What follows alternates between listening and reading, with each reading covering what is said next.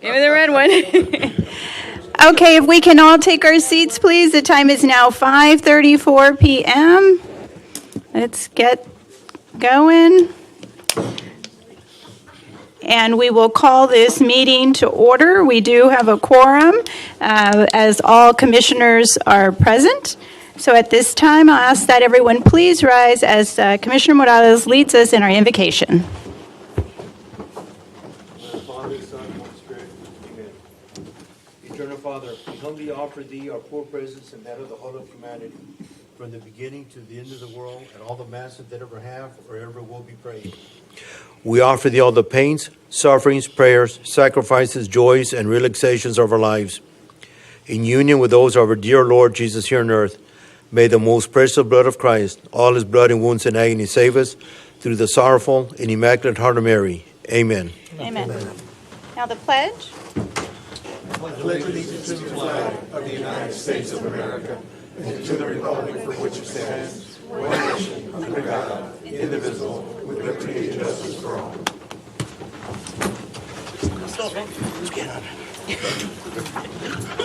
Mark? Under state law, a conflict of interest exists if a council member or certain members of that person's family has a qualifying financial interest in an agenda item. Members with a conflict of interest cannot participate in the discussion nor vote on the agenda item. Are there any known conflicts of interest to disclose at this time? None. None. Nope. None.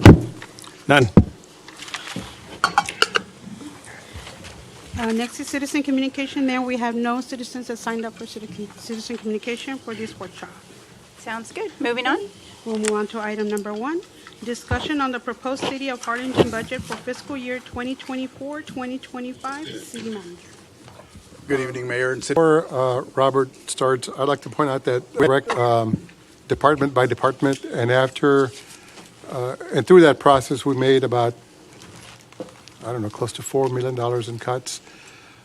Finance gave me back the budget after the result of those meetings, and we're still about $600,000 of expenditures over revenues. So I went back and went through the budget department by department again, gave it back to Robert, and we were able to balance the budget. So what you have before you is a balanced budget.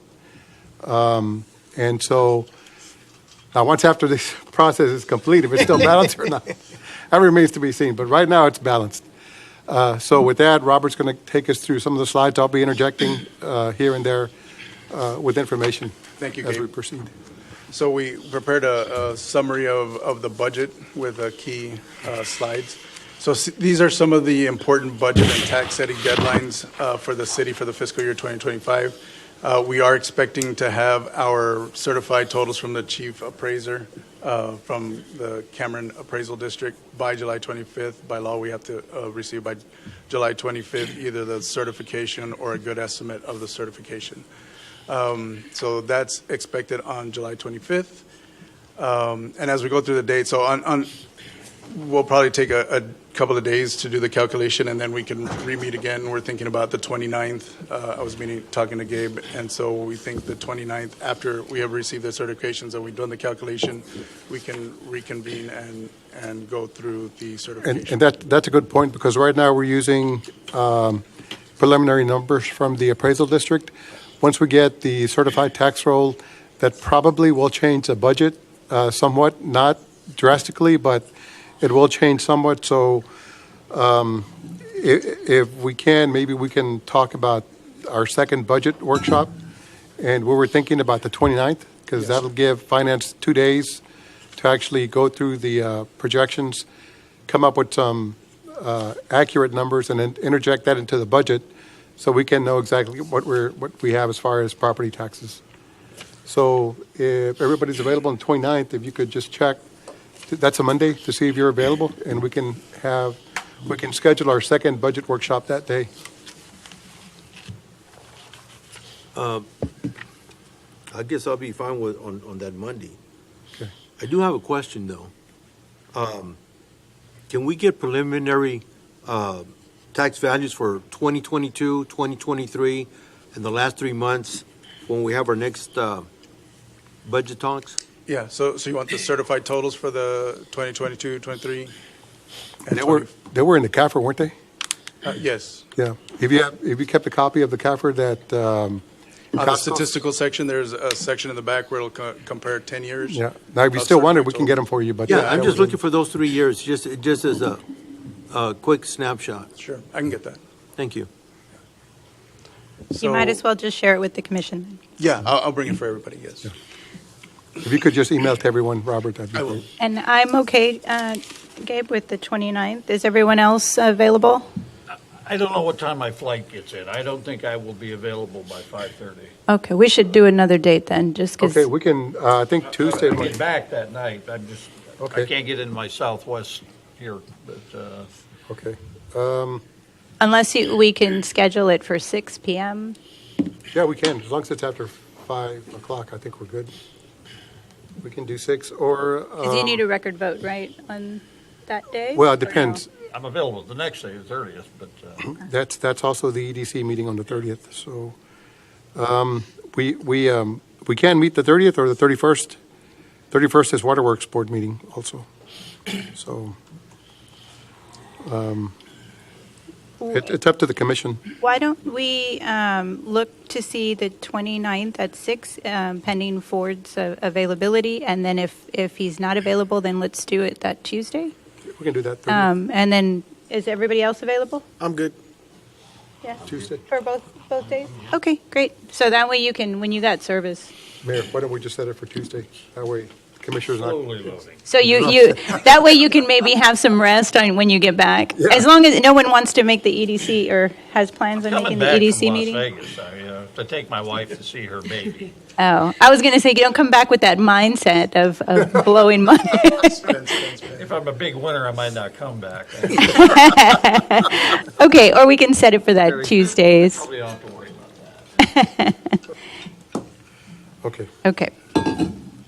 All right. Okay, so the rest of our statutory deadlines, the August 7th is we submit the city manager, or the city manager must submit the no new revenue rate and the voter approval rate to the city commission. The 30th is the last day for the budget officer to file the proposed budget with municipal court clerk, or our municipal court clerk, which is the city secretary. September 18th is the last day to publish any notices for budget hearing. City council should hold a record vote. That's when we hold our record vote, when we vote for the tax rate and the budget. And then the 24th, the 28th, and the 29th, those are the ultimate deadlines where you do have to approve the budget and the related tax rate. The next slide are some of the budget goals that we've covered or tried to cover in our budget for 2025. We've tried to maintain the street maintenance or the street overlay at 1.5 million. We've done considered drainage improvements while leveraging grants. Some of the enhancements are through public safety for police operations, traffic signals, animal control, and also we're working on our health insurance. Those are some of the goals in our budget. Just real quick on the health insurance, we have received a renewal from UHC, 5%. That's roughly $300,000, but we are not acting on it because we're still waiting for Scott Gibbs' analysis on self-funding. So he said that he has started the process. He should be getting something to us hopefully within a week. So maybe we'll have something to share with everybody. The renewal is through whom? UHC, UHC? United Healthcare, Oh, okay. health insurance, yes, major medical. Stock symbol's UNH. That's what I think. You're okay, so that's just an FYI. Our next slide is an overview of our general fund budget. So we're estimating that our budget ending at 9/30/2024 is going to be $34,079,882. Our working budget has proposed revenues of $64,801,637 and proposed expenditures of $63,535,199. So that brings our revenues over expenditures to $1,266,438. So we have, at this point, we do have revenues in excess of expenditures projected. So that'll take our estimated fund balance at 9/30/2025 to $35,346,320. And we did a calculation here on the bottom of, we do have a policy of 120 days minimum required, less the EDC special project of $4,026,000. We usually have encumbrances that we roll over of about 500,000. So that leaves an available balance, fund balance of 9,932,000. That would be in excess of the 120, the EDC project, and encumbrances. Okay, I'd like to point out that the revenues over expenditure number of 1.2 million has been added to the fund balance in the top column, which is probably highly unlikely. We may be spending some of that on projects that we identify in this particular budget. So that would take our fund balance down to about 34 million. And that's that number right there. Yeah. 34? Yes, 34,079,000. Now, the the bottom number will probably stay the same because we have EDC special project of 4 million. We only anticipate spending about 3.1 roughly. So that number is going to be pretty close to the 9.9 million. But if we leave that EDC number intact, then it'll drop the available funds to use for any capital project down to 8.6 million. So you're, the EDC, is that what I think it is? Yes. Yes, okay. But that's the total amount, and that's not our That's not all portion, ours though, right? Yeah, which is the 3.1. you're right. And this is only our budgeted amount, and we're only anticipating on using about 3.1 this year, so. And I did put a note on the bottom that this does include the elimination of a position at the Arts and Entertainment, which was totaling 72,445, which is included in this budget calculation. So that won't require a transfer out to the Arts and Entertainment. Gabe, what was that estimated total fund balance? It went from 35 to 34,000, 34 million? 34 million, yes. 34,079,882. Thank you. Now, that's assuming, Commissioner, that we intend to use the excess revenues over expenditures of 1.2 million. That number that's right above it. If we use all or most of it, that'll impact the fund balance through 9/30/2025. And again, these are just proposed, right? Right. Numbers, we don't know for sure. Yes. And these are, I guess, I assume he's meaning that that 1.2 will be allocated somehow through this process, this workshops. So, Oh, it will. yeah. So it's always good to have excess revenues rather than expenditures, so. Okay. So the next one is the proposed funded one-time purchases. These are the ones that were approved by the city manager to maintain them in the current budget. So we have about 795,000 in the general fund, which 97,488 is police operations, the Axon tasers, the Bearcat emergency rescue vehicle, 350,000, replacement communication center consoles of 158,000. For traffic signals, we got a bucket truck for 160,000, and for animal control, replacement of a unit truck for 30,000.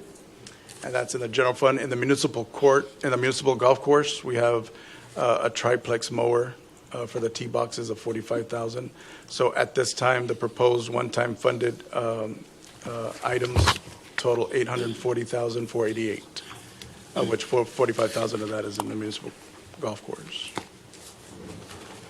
There's nothing in here for Public Works? Not yet. That could come out of the 1.2. There's a slide, Mayor, that we're going to cover at the end. You're talking about the street department? Yes. There's a slide that we're going to talk about regarding the salaries needed to fund that department, and then also the equipment. Okay. I'm seeing this with y'all, so I haven't. Yeah, so these are just the items that, as we went through the budget process, they were approved by Gabe to keep them in there. But we do have a slide where stuff that was cut for consideration. Can you just, if you know, what is this emergency rescue vehicle? What is that? The Bearcat? Chief Kester, can you come up, Tell us please? what your $350,000 vehicle is, please. The Bearcat? Mm-hmm. Yeah, that would replace the current MRAP we're using, which is a military vehicle, frequently down. It's hard to get it worked on. You have to have somebody specialized to work on it. Especially a military guy would know that, and the parts are extremely hard to come by. So many times it's not even usable. So And- this would be an upgrade, and it's also a rescue vehicle. The Bearcat, or the MRAP is not. So that would actually probably do more damage if you tried to drive it down a flooded street. Okay, so is that the fire where it's like those, like to open a vehicle, or what is it called, like the? John's? It's like a SWAT truck. No, it just, Oh, okay. it's an armored vehicle, but it's ultimately, it's a Ford truck that's been modified, so it Is can it- be worked on by the city shop. Is it just for SWAT? No, he's saying that it can Oh. be used for both. So It can be for- used for It's SWAT. primarily a SWAT vehicle, but if we had to use it to rescue somebody in some Okay. situation, we could do that. Okay, that makes sense. I didn't know. Looks like it's straight out of Grand Theft Auto, man. Seems a pretty cool looking. It's basically the same thing. County has one, I think Brownsville's got one. Okay, And, sounds good. Thank you.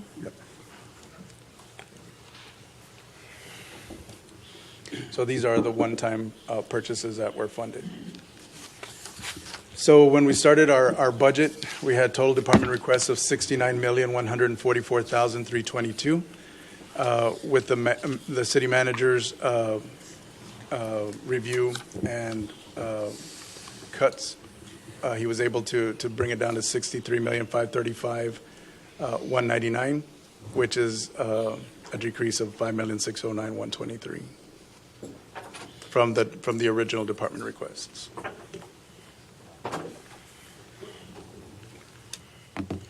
Okay, so then that's slide 8. So these are the proposed non-funded requests. These total $11,490,428. So these are the ones that were requested by departments but were removed from the budget for y'all's consideration as we go through. So in the city manager's office, we have 6,300. Risk management, 4,010, and they're all listed by amount. MIS had 122,650. Fire suppression, 970,000. Fire prevention, 32,000. Street maintenance, 2,683,777.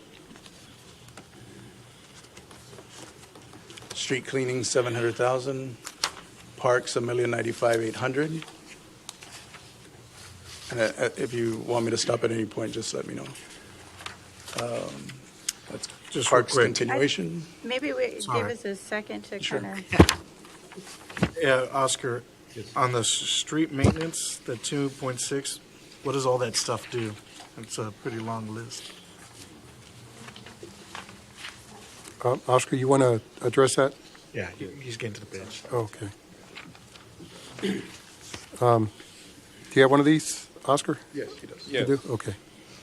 Well, that's including, Commissioner, that's including all the equipment that was proposed and some of the equipment that's needed. I know what last year, Commissioner Pettis, you said we can do what, like 5 miles a year, right? Based on the, Luis, maybe that's what you gave us. Based on the money, the $1.5 million, we only get like 5 miles a year. Yeah, like right now, we're doing like about 4 miles, but Yeah. I know Oscar's, 1.7. huh? With 1.7. Yeah, and I know a little bit later when we start talking about the paving crew, I know that we could basically almost, if things work out, we can double that if we get the paving crew. But I know we're going to talk about that later. Is there a funded request for public works? Like the street maintenance, I see it non-funded, but is there what they did get approved? Well, no, we're going to go over that in just a bit. The items that were funded are just those items. There's only one, Mayor, the traffic signals that's out of Public Works.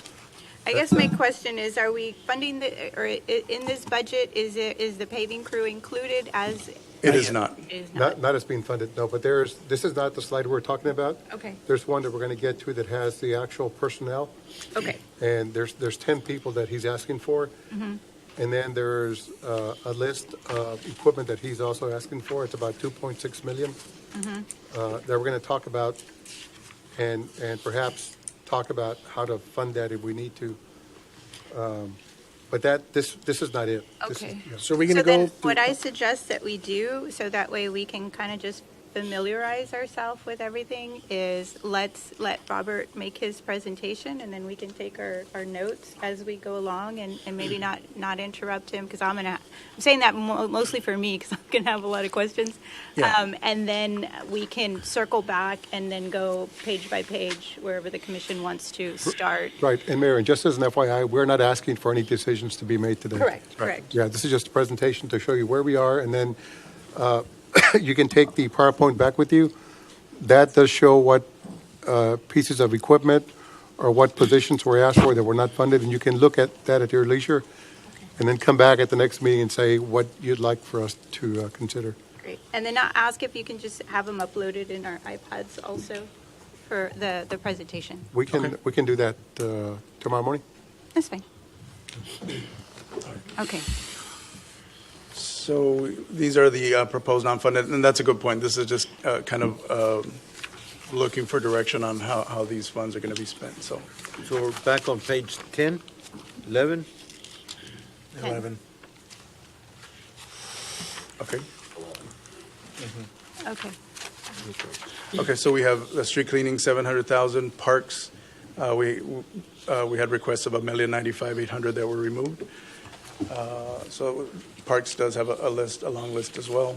Planning and development, we had 100,000, which is the match for the comprehensive plan. Public buildings had 9,000 that was removed. Building inspections, 86,000. Sanitation, 2,864,706, and this one is in a separate fund. It's not in the general fund. Brush and debris collections, 940,045. The landfill transfer station, 1,851,140. And the motor vehicle warehouse, that's 25,000. So the total non-funded requests total 11,490,428, and these are not funded. I would just like to comment on the comprehensive plan.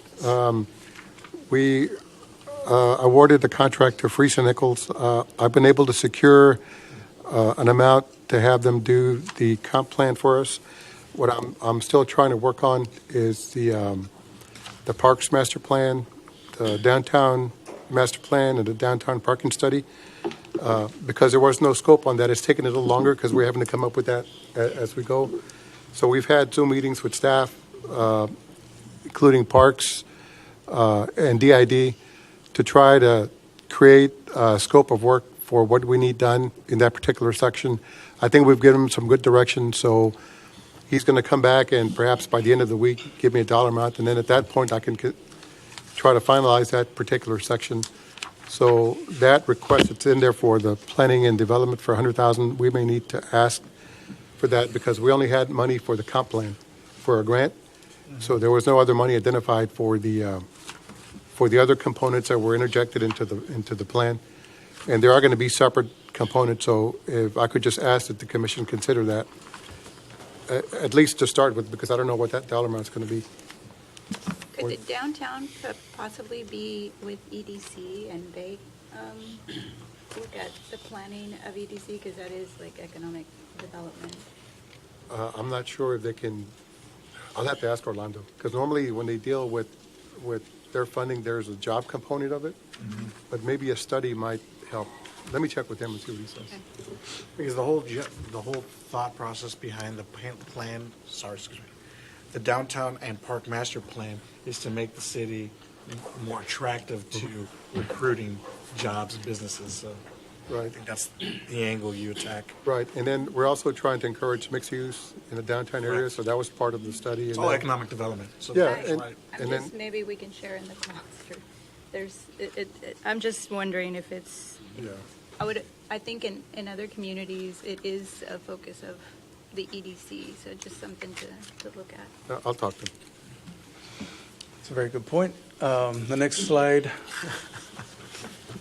And moving on. I thought you said you weren't going to talk. No, Shut up, Norma. That was an FYI. No, me. I'm talking about myself. Go right ahead. Slide 16 lists out all of our positions that were requested, and at this point, they have not been funded. There's 27 positions at a cost of $1,255,007. We've listed them all there. There's administrative services, communication and media. Have 4 positions there: internal audit, parks, groundkeepers, building inspections, permit technicians. And so we have multiple pages all the way through. And that totals of $1,255,007. 800,000 of that is in salaries, 454,000 of that is in benefits. The next slide is a breakdown of our general fund revenues. As you can see in the general fund, sales tax comprises of $26,154,000. And property tax, $21,840,000. The next large one is franchise fees and other taxes, charges for services. And you see an item down here for $5 million. I don't know if you remember last year, this is a non-cash revenue. And it's the infrastructure donations. When developers do their subdivisions, they donate that infrastructure to us. So we bring it in as a revenue, and then we bring it in as an expenditure of the same amount, so it has a zero net effect. So you'll see $5 million in the revenues and $5 million in the expenditures. So our general fund revenues total $64,801,637. And just for, it's always good to see it in a pie chart. The large chunk of that pie is sales tax and property tax. May I ask a question? Okay, interest income, that's the tax pool and all that? It's tax pool and Plains Capital. Okay, and you're still figuring 5% more or less? A little bit less than 5, yeah. Trying to be a little bit conservative, but I think it's about 5 or a little bit less. Which one was that? Maybe like 4.89. Interest income. Okay, got it. Thank you. So it's still a large chunk. It's $1,775,000. So this is how it compares to the prior year. So property tax compared to the prior year, and of course this does not include the certified totals. So once we get the certified totals, we will recalculate and recompute. Sales tax. So last year we had $62,839,945 in revenues compared to $64,801 in the current year. So that's a difference of $1,961,000 or 3.12% increase.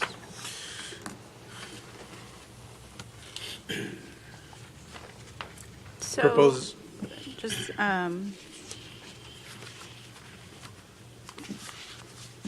this difference in the property tax is a decrease in property tax on the first line? Right. And so this one, we didn't do really an increase because we don't have the certified totals yet. So that'll change? So that'll change. We'll do a recomputation. Got it. Expenditures for 2025 is $63,535,199. That's our projection. Personnel services is the large chunk of the pie at $41,644,000. The next large one is services and charges, and then capital outlay. And so that's the pie of all the expenditures. Do you have the breakdown here for police and fire? It's next slide. I have a slide on the next one. Yeah. Okay, good. So the I personnel know. services, since they represent the largest chunk of the expenditures, we did do a breakout of the personnel expenditures, which total $41,644,000, of which police is $16,742,000, fire is $11,459,600. Robert, could you repeat that again, please? Oh, sorry. Yes, sir. Police is $16,742,236, and fire comprises of $11,459,600. And that's just personnel expenses. Those are personal expenses. Police is 40% of the total expenditures, fire is 28%, and all other departments are 32%. So that's how the pie is sliced up. I always think of food, so. And I will note that a corporation should spend no more than 70% on personnel. Right. And you have us at 65%. Right. So that's the 65% right here. And in any business corporation, it's always the largest expenditure. The next slide shows the salary increases that we are projected for the coming year. The collective bargaining, these are already included in the budget because they are already known. So based on collective bargaining agreements for the police, it's $613,358. Fire is $664,286. And the final year of the Evergreen salary study is an effect of $239,798. So that brings total salary increases that are known at this point of $1,517,442. And that's just with the collective bargaining agreements and the salary study. That's year 2 for police and year 1 for fire. Yeah. And year 2 of the Evergreen. Yeah, right. Well, the final year for everything. The final year. Excuse me. This is an expenditure budget comparison from 2024 to 2025. We had $57,219,808 in fiscal year 2024. In fiscal year 2025, we are at $63,535,199. So that's $6,315,000 increase from the previous year, about 11% increase. These are some of the items that we fund out of the general fund at the top and the hotel motel fund on the bottom. So we are funding at this point the Loaves and Fishes. The partnership is $75,000. The immigration assistance is $50,000. There's 2 components of the Boys and Girls Club. The operations is at $140,000 and the teen contract is $145,700. So that the general fund is funding $410,861. In the hotel motel fund, we are funding $929,435. $30,000 of that is to Iwo Jima. The Birding Festival, $81,000. The convention center for the Birding Festival is $40,000. The performing arts is $24,000. The transfers that we do to the museum are $87,859. The auditorium $60,090. The funding for the CVB, the Visit Harlingen, is $574,486. And the DID at $32,000. So that's $929,435. Moving on to the next slide, we have a listing of all of our special revenue funds at the beginning fund balance, the revenues, transfers, expenditures, and ending fund balance. And this is from the tennis courts down to the library. And so we're starting with a fund balance for all special revenue funds of $14,185,092. Revenues that are generated by that fund total $23,166,342, and transfers that come either from another fund total $1,921,532. So total expenditures at this point for the special revenue fund total $22,841,000. Robert, we're Yes, going to sir. have to increase the expenditure for TERS number 1 by almost 1.1 million. That's for the Grimes, Okay. the city share of the Grimes project. Okay, 1.1. Yeah. We'll increase that. Increase it by 1.1 or increase it to 1.1? No, increase it by 1.1. So 1.3 total. Yeah. And that's just the expenditures. Right, that's just the expenditures. Oh, sure. And then in my Friday memo last week, I invited everybody to the groundbreaking. I don't know what date that is, but it's coming up soon. Next month, I think, right? Yes, ma'am. I just don't remember the date.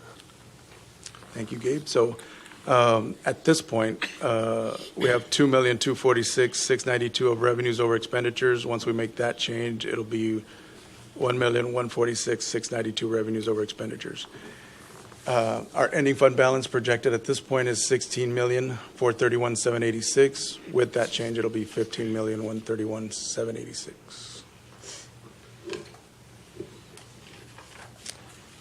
The next slide is a summary of our enterprise funds, which include the municipal auditorium, the sanitation department, our museum, and our golf course. So we're starting our fund balance at $14,422,356.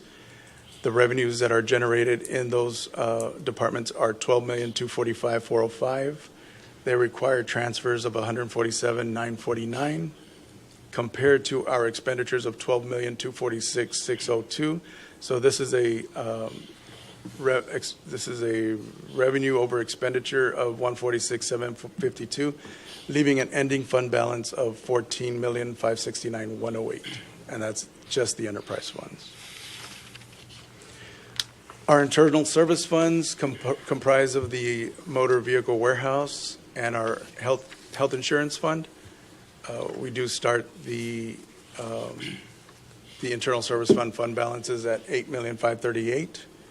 We have revenues of $8,693,10, expenditures of $8,408,246. So that's a revenues over expenditures of $282,000, leaving a fund balance at the end of the proposed year of $8,820,097. This is an overview of all funds of the city, excluding any component units like EDC, HCIB, airport and water. These are not included in there, but every other fund in the city is included here, including the general fund, all special revenues, enterprise funds, and internal service funds. Beginning fund balance is $71,225,363. Revenues generated from all funds is $110,973,175. Expenditures of $107,031,229. All funds have put together, they have revenues over expenditures of $3,941,946, leaving an ending fund balance of $75,167,309. So the city's in great shape. Our budget, like Robert said, when you consider all component units, is when you consider all funds, is $111 million. So that's the last slide of our regular overview, and then we do have a couple of other slides that are for the street. You want to go ahead and go to the next slide? Sure. The next slide is the work crew for the street crew that Public Works has been talking about creating. He's got 10 positions that he's identified that he would need. Is it still 10, Oscar? Yes. It is? You weren't able to decrease? No? Okay. So the salaries benefit is $629,000. That's just for the labor to operate that paving crew. And again, this would have to be funded out of the general fund. And then can you go to the next slide? The next slide shows the equipment that he would need. We don't have any of that in our stock at the current time, and it's about $2.2 million. Sir, if I may, we do have some, but I'll give you one example, like the mortar grader. It's from 2000, so it's 20-some years old already, and we have a lot of issues with it. The asphalt zipper is from 2010, and I mean, the lifespan of those units are 7-8 years, at the most 10 years, and all the other stuff we don't have.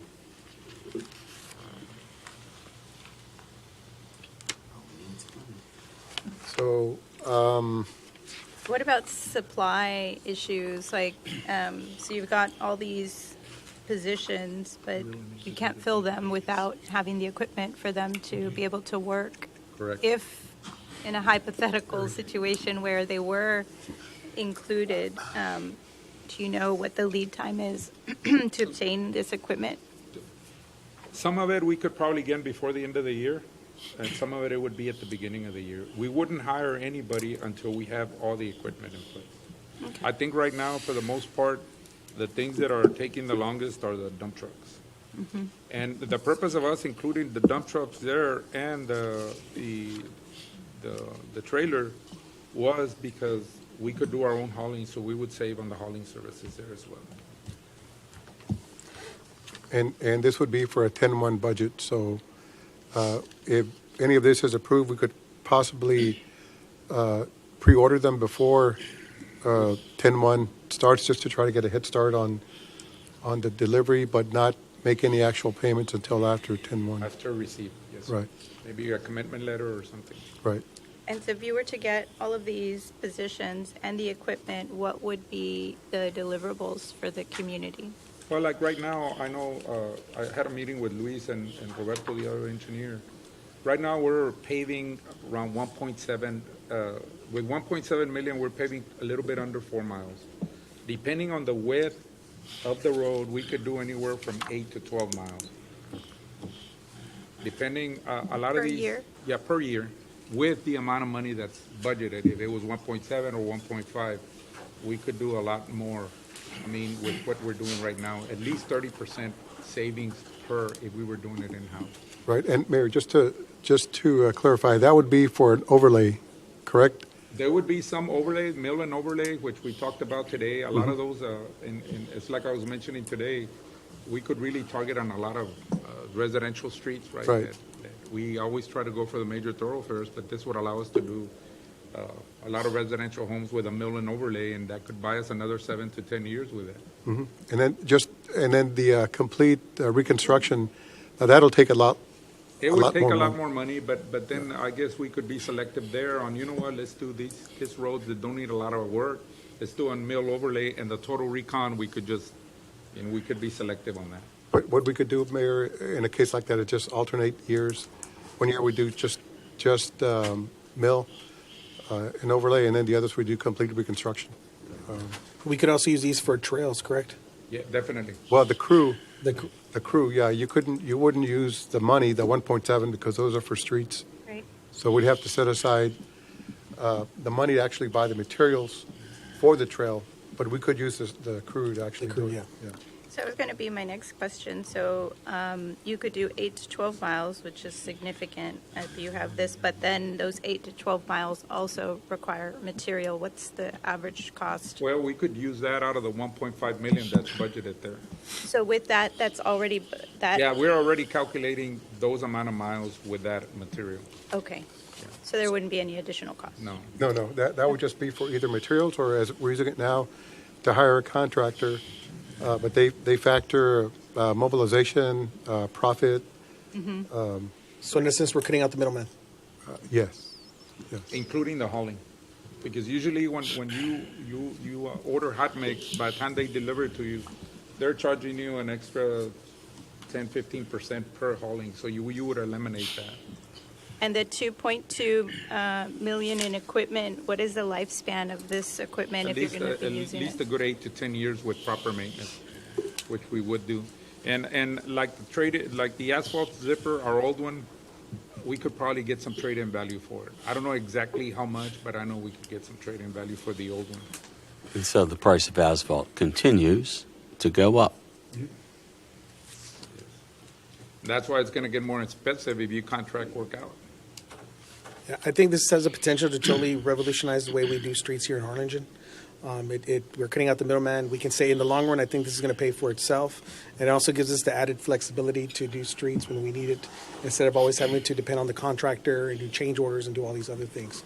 So I think we should really consider approving this, because this is something, I know in my district, that's one of the major things that I get is calls about the streets. That the streets are bad. The streets, we have potholes here. Or the street is all messed up. They haven't touched our street in 10, 15 years. And I think by getting all this, the personnel and the material and the equipment, we can really attack that.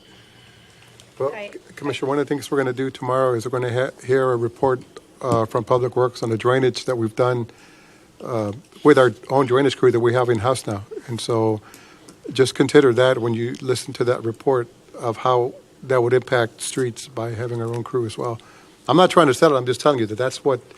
Well, I'm already sold on it, so it's okay. Well, I think we're all sold on it. The only thing I'm looking at, right, is that you said we have 1.2 to work with, but then you're telling me it costs 2.2 to just get the equipment, and then another 620. So yeah, Well, if the commissioner wanted to do it, the 2.2 would actually have to come from fund balance.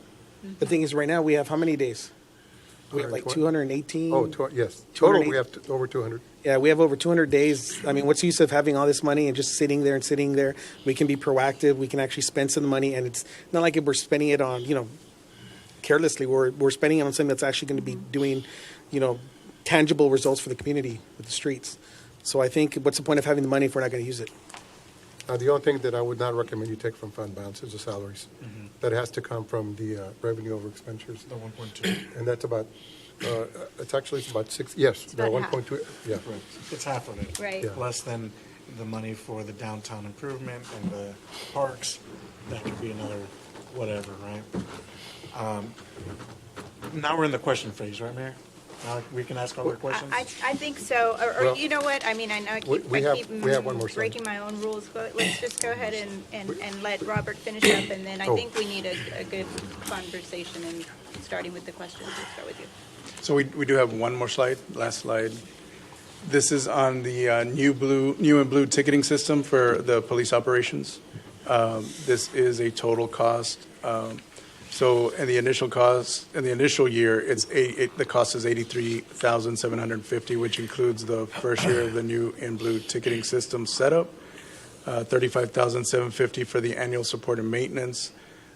We do have to purchase 60 phones with cases, and then along with that comes with the court online payments. So that's $83,750 in the first year. And then after the first year, you wouldn't have the setup, so it would be $64,550 going forward on an annual basis.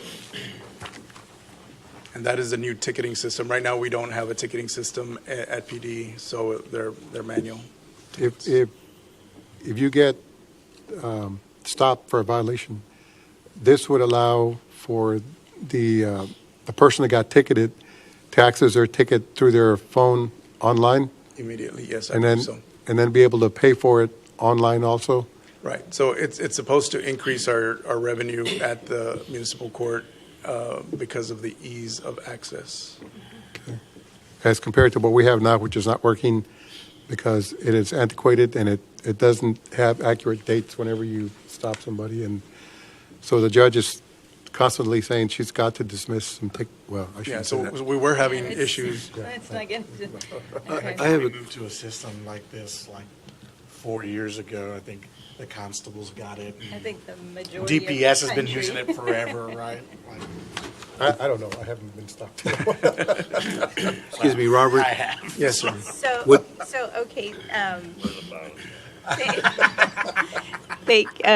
So let's go ahead and complete this part of it, and then we can come back to it. But before we open it up for questions, before I forget, I wanted to say thank you to you, to Gabe, and to everybody that's in the room, all the departments. I know that everybody has asks, and I know that you see that this commission really focuses on public works. In terms of because of the need, and that's what we get. Those are the kinds of questions that we get from the community, like fixing neighborhoods and streets and things of that nature. But all departments are important and valued, appreciated.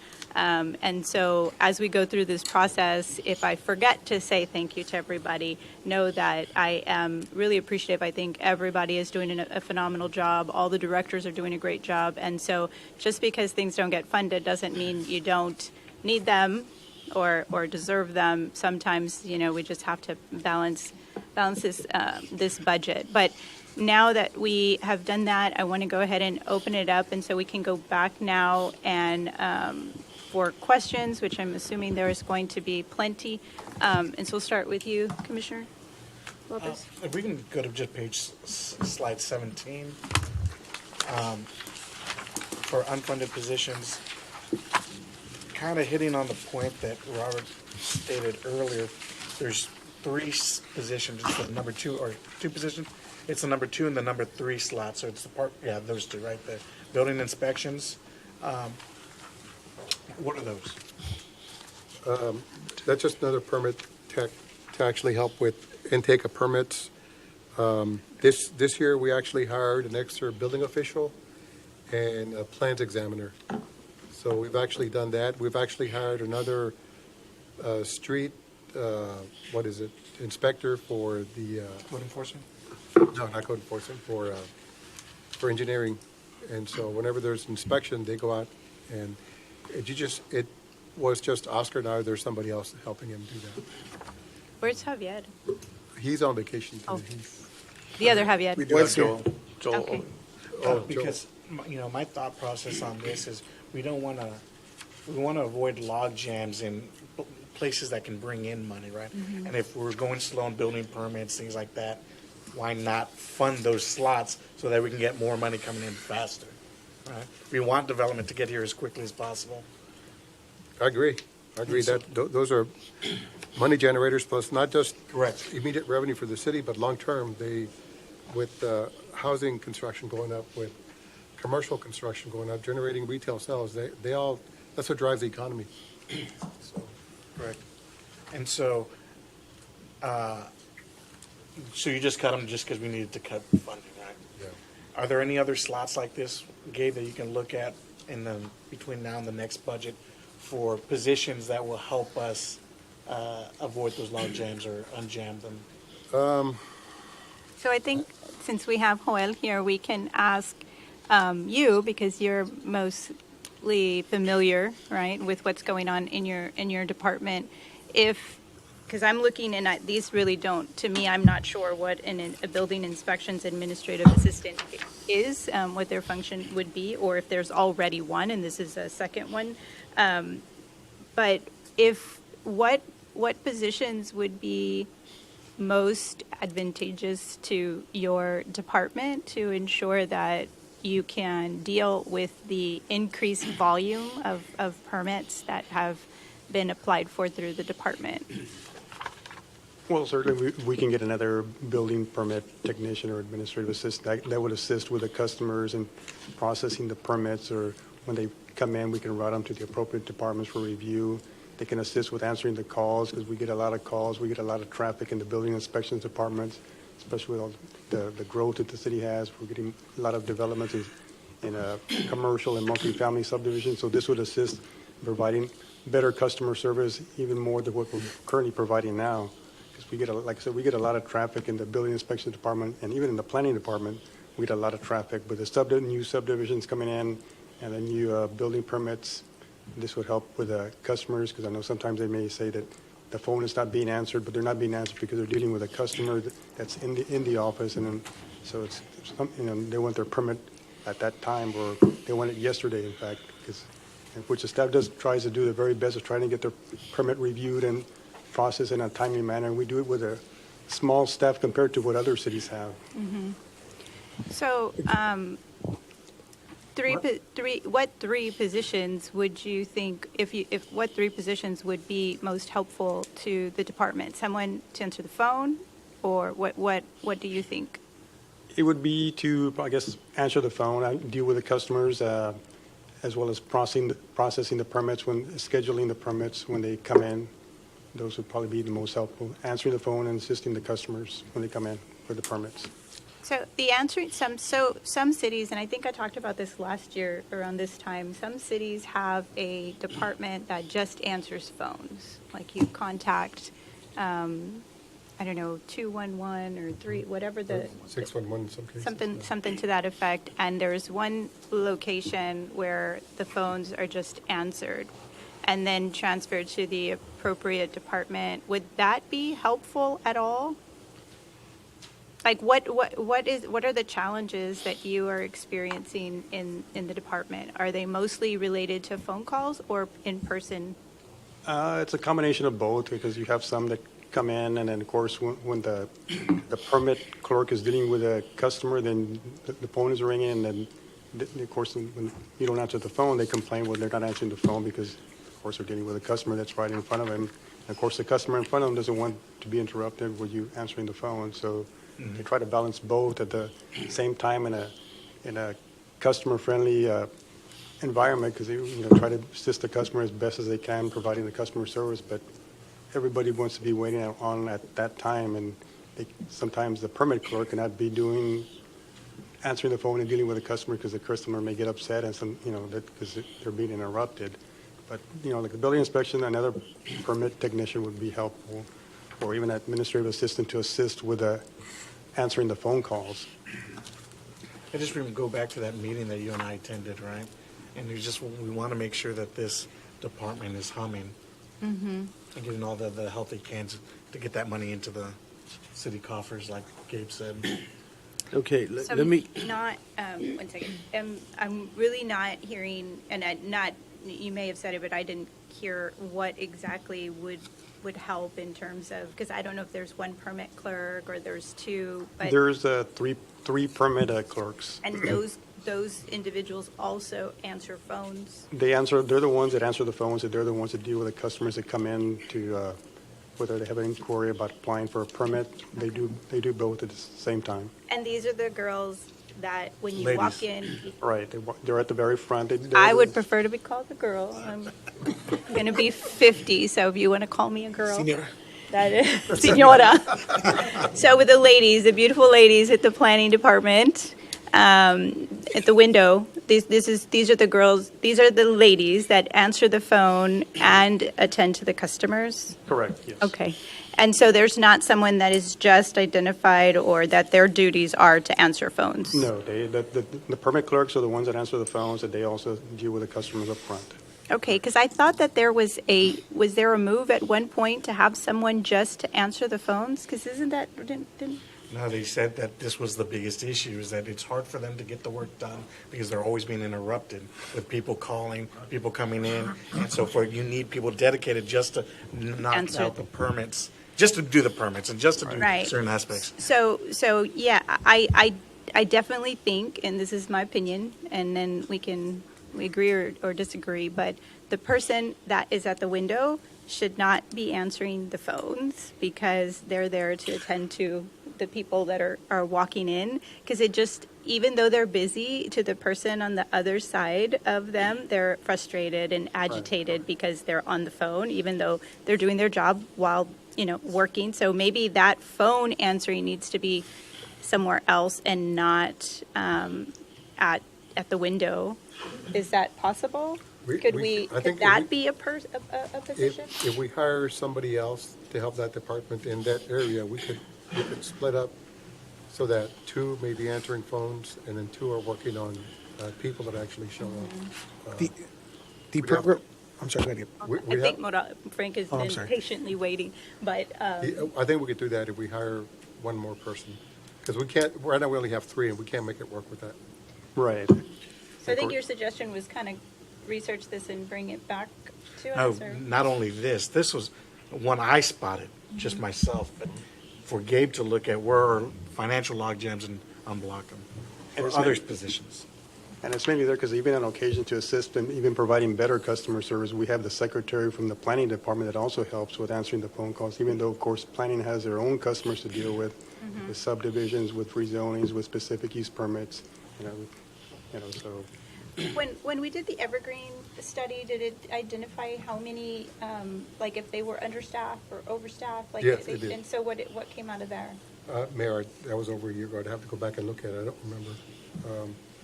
I remember the ones that were overstaffed. And so Did they? I remember that too, but I don't remember if it took into account the big change in terms of volume. Because it was right when we came on, right? So it would not have. No, because we had the spike in building permits after we made the changes to some of the policies in place. And so that happened the following year. And then even now, the trend is continuing. We've surpassed the dollar amount from 2012. So, Because the positions I'm looking at are these two positions, building inspectors to go out on site to do them. Like Mr. Martinez, you only have one of him, right? well, no, we We hired have two. We hired another one The this year. assistant. Oh, his assistant. Yeah, the assistant building official. So has that helped? It has helped, yes. You probably need one more? No? No, I would say that You're good? the assistant deputy official, the deputy building official has helped with that, with the Fantastic. okay, if I may, where do we stand with GIS? I don't see any GIS technician that you're asking for. It's right. JS Tech Sanitation. That's under sanitation, but don't think you need one? In the past, I know that Javier Cervantes has requested that. We used to have one several years ago. That funding was Eliminated? eliminated to transfer to a different department, and we do our own mapping. Our planners do the own GIS mapping as well as present the cases and prepare the cases. whereas, you know, So your department, is it planning or is it? It's planning. it's planning department. Of course, we also oversee building inspections and code compliance. Okay. See, because I'm under the impression that in the past, which I know Javier has asked Cervantes for a GIS person, okay? And if I'm not mistaken, I think the PD has also, they have one that they could use. And then I see one here, going through this briefly, that sanitation's asking for a GIS. The whole city has one GIS person, right? Brent? He's not really GIS. He does. He does mapping. He does mapping. Yeah. Am I confused with GIS and / mapping? It's the same thing, like in the planning department, for example, we had one several years ago, and of course what we've been doing is the planners do the GIS work. They make the maps that you see at the city commission meeting for the zoning map, to rezone a case, or for an annexation map, or to update the thoroughfare map. The planning department maintains that with the existing planners that we have, with the 5-member staff that we have. Commissioner, How much time? No other department asked for a GIS person except for Public Works. I understand that, but in the past they have, so I'm wondering if this is something that didn't make it to the cut down because the director didn't bring it up. But let me change the subject here, or just pivot a little bit. About a year ago, there was a software that was made that we purchased to do the people can apply for inspections. Is that still viable? Is that being used? It's partly being used. It's currently being It's being rolled out. rolled right? out. Yeah. How long is that going to take? Because wasn't it supposed to be rolled out like a month or two ago? The issue is that they haven't had the time, right? Like they're so overwhelmed with people coming to the door, people calling them, that they haven't had the time to be able to stop, shut down the office, turn to do the training, right? And that's why we need to, by adding these 2 positions, you can phase in the training. I told him at one point, I was like, shut it down for a week. Shut down planning for a week. Oh, we can't do that. I know, that's what I was told, right? But it was, how do we get these guys trained? Correct. But by getting these 2 positions, you don't have a heart attack on me, all right? Let the record reflect that the city will not be shutting No, down no, for no, 1 but- week, okay? To do the training, they need the Yeah, they bodies do, for it. they do. But we have rolled it out. It's not as efficient right now as we would like it to be. We've had a contractor that actually has already started using it. They've, I think we've made a payment through it already, so it's got some glitches, but we're trying to work through them. The big one was that it wouldn't recognize our bank as the depository, so that took us about a week and a half to actually get. To go through that payment when you made it, it would go through. That went through? Okay, so it's, we should be up and running regularly, maybe within, I don't know, what do you think, Sergio? The contractor done 1 or 2 payments complete online, requested for permit. The permit was received and approved and paid for. My recommendation was to have 2 more permits like that. The system is, we have some glitches we still need to fix. So I said it's a matter of weeks. Once we completely test it, then we can put. Sergio, why don't you get on the mic? Are we getting a discount for this? Because if it's glitches on their end. No. We're not. I'd like to, but no, we're not getting anything. Maybe Yeah, that's a but conversation to be had. A contractor has done a complete permit from the beginning to the end. To request a permit online, we received it here. It was revised and approved and paid for. My recommendation is to do additional more testing, so we can then, once we know it's 100% working, then we can put the link on the website. So this contractor that is using it knows that this is the first time that it's being used? What's the name of the contractor? That's okay. You don't have to share with me. I'm Yeah. just Yeah. so that okay. It was So they're paid for aware, Javier. and they okay. Yes, yeah. All right. And so they're having issues on. They're not having issues on their end, but is staff having any issues? Yeah, it's I guess, like Commissioner Lopez was saying, they need more time to get familiar with the program and probably bring in more contractors to try in the new software. once additional testing is done, then we can put it out there. Because we've had training for staff already. I think they were down here for a week, right? In Yeah, person? Yes. there's been training already. The thing is, they've been so busy doing what they're doing right now that they haven't had time to actually practice and implement the new software. And we can, like, again, I'm assuming, I'm spitballing, so we can't just get people from other departments to cover for them for a little bit or something like that? We Super specialized. I think if we hire somebody else, to be upfront, that might help us do that, because those people aren't going to be the ones that are accessing the system, correct? Yeah, there's some technical answers only permit clerks know how to answer them. So here's just an idea. I think this is really important, and the staff does need to be trained. So one of two things needs to happen. We need to have a schedule of when they're going to train, and they be married to that schedule, and finding a way to ensure that it gets done. Or alternatively, maybe there needs to be some kind of weekend training where they can come in on a Saturday, like a full day, and just not have to worry about the phones. And then obviously hourly employees will have to be compensated at somehow, and just like we do for events and things like that. Or, I mean, that's y'all's, however you figure that out. And, you know, to make sure that they have the time to dedicate to the training and understand what's happening, and not stress that they have to, you know, serve the customers that are potentially waiting on them. So I think that one of those two things, and then prioritizing it to make sure that it gets done, so that way the department is working efficiently, because it is never going to slow down. Harlingen is moving forward. It's going to just get busier, and so if we go this route, we're not going to find the time to get it done. So I mean, however, whatever you think is I think a best. Saturday training is probably going to be the Sooner the better. How many hours do they need for a full training? Probably 2 days, probably 16 hours, 8 hours. 16 hours? I think So- investing in her 2 full time to days. do it is important. But we still need the manpower to be able to do it on the software itself, so. Correct, but if they come in on the weekend Yeah. and they're able to kind of knock it out I without think that it's stress. the best solution.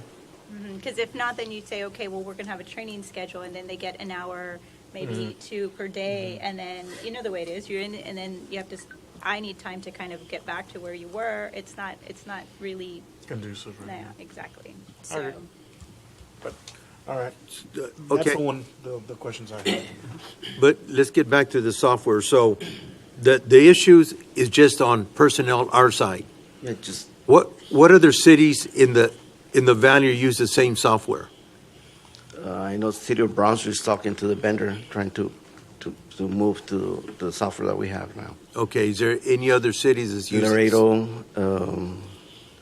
City of Laredo has been using it for a while. What's the other one? Laredo. Laredo. What else? I can't tell you, but those are the ones that I know here nearby. The reason I'm asking is because the contractors, they'll be very familiar with what they're using, and they'll be all over this one like white on snow. Okay? So that's something, and I do realize, I don't want to be negative here, but it's been well over a year that we've been waiting for this software. Okay? Now it turns out that the only thing we have going on that's holding us back is the training for the employees. And we do have some major growth that's coming into town, so we can't wait any longer. The mayor made a heck of a suggestion that should have been a no-brainer. Do it on the weekends. 2 weekends, 3 weekends, give the staff a break. Yeah. I mean, to me, it's a no-brainer. If that's been the glitch, we should have done this a long time ago. I agree. Commissioner, do you have? Oh, I got it, yeah. On page 13, where it says sanitation, and it's like the $2,864,706. Gabe, can that all come from the sanitation fund? I'm sorry, can you, On page 13. okay? You know how they're asking for all that stuff.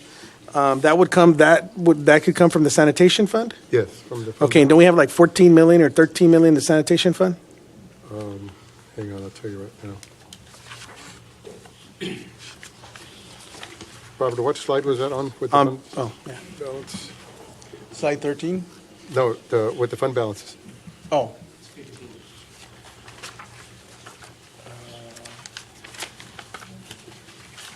You listed them somewhere on the fund balances. I just don't know what slide that's on. What would be really helpful next time when we have things like this, just a suggestion, is it have like a little index and some tabs so that way we can. Like this? Oh, like the Yes, budget? yeah, like the Bible, but in a mini A one. handy little pocket Yes. guy. Yes. I know, I tried. Yeah, no, Mm-mm. it's daunting. I told Gabe it was my reading material on the road. He was like, what? Yeah, I wouldn't do that on vacation So here. sanitation is second line. The 15 million. Yes. Okay. Can you elaborate more on that, like how that works, Christopher? Like, could all the stuff that you're requesting on the sanitation fund, could that be used, that would come directly from that fund, or would it come from the general fund, or how would that work? So it's an enterprise fund. Yeah. So everything will come out of those 15 million. Okay, and that money's just, as of right now, is just there? If that's the fund balance. So the way these work on enterprise funds, they work like a business. So they may have fixed assets that are in there. So that fund balance, that 15 million includes Trucks, shovels, yes, it includes everything. whatever they own, like buildings. Okay, so how much cash, like liquidity, do we have? I can go get that for you. Okay. The next time I'll get you what the unrestricted or because These some that are These requests, Commissioner, were entered in the supplemental. So they entered them as needing them, but they weren't cut from the budget. They were just submitted to saying, consider this for the budget. So Yeah, I'm getting that, but what I'm saying is like, But in order yes. for us to fund it, you can. Come we on. can get it from the sanitation fund, so it wouldn't like interfere with the other stuff. No, and- Because it's a and I think- separate enterprise fund. That's correct. And I think Chris was saying that he needed the Dump trucks. The front loaders for commercial. That is correct. We're asking for 2 front loaders, 2 commercial side loads, and 2 residential trucks. Right now, we are struggling, having to service all of our routes. I mean, every year, there's an increase in infrastructure, right? Whether it's commercial, industrial, residential. And so we've had the same amount of trucks since, Harlingen started, basically. And so we were blessed by you all allowing us to get an additional 3 trucks to increase the 3 routes for residential. But the matter of the fact that businesses are still coming in, and we're having to have our staff work longer. The same trucks for commercial are going out there and servicing, Buffalo Wings, all those places that just don't stop. And so they keep coming in, and we're still doing everything with the same amount of trucks that we have. Yeah, and one thing I want to point out, and this is to Christopher and his whole team, is I know when we're going through this transition period where we're switching the route system that we did, I was expecting to get like a lot of calls that, my trash is not getting picked up or this is going on, and I've got nothing but good positive things. And whenever something's been missed, I call Christopher and it gets picked up and they give me a call back or like, oh, thank you so much. So him and his team have been doing an excellent job with that whole transition phase, and I think that we need to start being proactive. And I know before it wasn't that proactive. I'm not going to go into that, but I just think that we should be a little bit more proactive and get, if we see there's going to be a need in the future, we should just go ahead and get it. Especially if we have the money just sitting there, we need to spend it. And I think, Commissioner, these pieces of equipment that he's asking for, I think we're going to recommend that you fund them. Okay. Out of the sanitation fund balance. And so that's critical as well, because the question that was made to Oscar, how long those pieces of equipment for paving are taking, well, those are a little bit easier to get, but the ones for sanitation, especially these type of units, they're taking anywhere from 24 months to 36 months to get. Oh, goodness. And so luckily we have a good relationship with HIO, right? And so one of the reps is here, and so they usually cater to us when we need something, to where they kind of put us on the front of the line, And so we're blessed by having them on, as a good working unity with them. So that's why he's here, because in the event that you all do fund this, he will consider us placing us on number one on their list. Is he going to give us a discount? He is. Yes. Look at his smile. It's going to be free? Oh, my goodness. Buy one, get one free, something like that. So, with the additional gear, we're talking about purchasing, paving, and all this. I mean, do we have adequate mechanics to? I don't see that listed anywhere. Right. So I was going to mention also that as well, because we are requesting 2 additional mechanics through the enterprise fund, also with a service rider. We are extremely shorthanded when it comes to the mechanics out on the fleet. We have close to 428 vehicles that we service, and so a lot of these vehicles go in not just once a year. They, like police units, they go in there sometimes 6-7 times out of the year, right? And the amount of mechanics that we have is just, it's not doable. And so that is being requested through the enterprise fund. So just to kind of recap, I know that everybody here knows that you're doing an amazing job, and it's hard to do when you don't have all the resources that you need, all the equipment, staff, and all of that. So in terms of, just like we do with the general fund, where we need to have a certain amount, and you present that to us in terms of this is the operating days that we need to have in the general fund, then we need to know as a commission, or at least I do, maybe Mike, because he's been here he's the senior citizen of the commission, but I don't know what. That was a compliment, Commissioner. Yes, Yeah, it okay, was. thank you. It was. I need to know what is recommended in terms of how much we're supposed to have, and then what is actual cash that can be used, so that way we can be responsible and then get as much as that is needed. And max that out what we can do in terms of equipment, and then obviously the positions that you need. So I think we just need to know what that number is, because I really don't know what it is. So you're saying that on this slide 28, you would add 2 more columns. One column would hit your question, which is liquidity, how much dollar amount we have, and then yours is we can't spend this much. That's the difference. Right. Okay. Just so that way, I mean, we don't want to break the bank either, right? We want to follow whatever the recommendations are, and I just don't know for this enterprise fund what that looks like. We don't have a stated dollar amount like we do for the general fund. Correct, but your wealth of experience. Yeah, no, we along can come with, up with a number. Yes. Yeah. Okay. Yeah, so the question is, how much can we afford to take out of the fund, out of the liquidity part of the fund, and not hurt the fund or that part of the business of the city? Right. We need to be prudent. Correct. Yes. You're right. Right. But I agree, I think everybody here sees the phenomenal work that you're doing. We want the momentum to continue. We want you to have the things that you need. And that's what this fund is for, right? To be able to fund these types of needs for your department. Thank you for the consideration. I have one for you. Last year, you did not request any street sweepers. When are you going to do that? We did request them, It's in sir. the thing. They're in there. Invitation, page 13. 13? Yeah, I think it was 13. Sweepers, is that the, No, page 11, I'm sorry.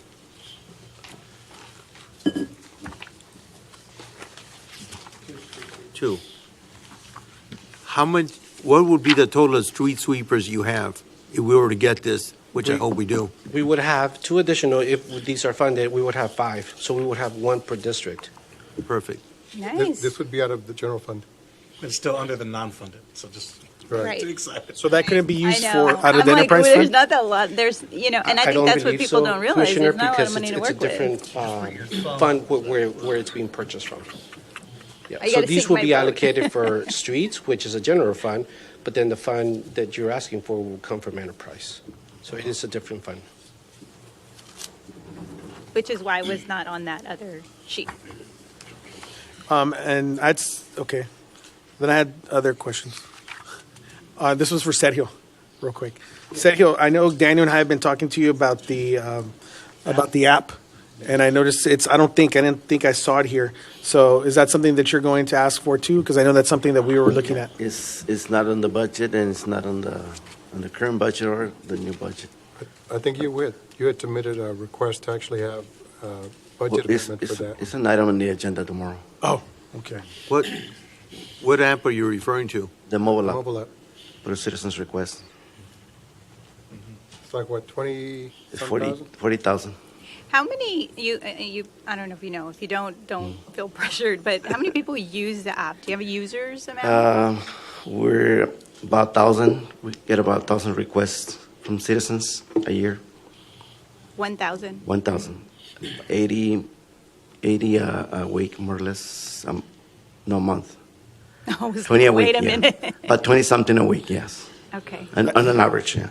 Okay. I think that's something that we really have to promote. Now that we have the media department, that's something that if we do get the app, that's something that we need to push and push and push, and so that way people The can. majority of the phone calls I get are things that when Yeah. I tell them, hey, by the way, look here, and you could have done this yourself, and they'd rather call me. Yeah, we need. I was going to say, even though I direct them to the app, that doesn't. Yeah, because even when I use it, I'm one of those users because every time when I do my bi-monthly little drive arounds in my district, that's what I use when I see potholes and stuff. I use the app, Same here. and that's what I'm using. And I know Danny used it for the streetlights in his district, so that's what we use. So I know it's very effective. Yeah, it's very convenient, and we're looking into doing some improvements, adding some features to it. So we first released it in February 2018, so it's due for an upgrade. Mm-hmm. And another thing I was going to talk about.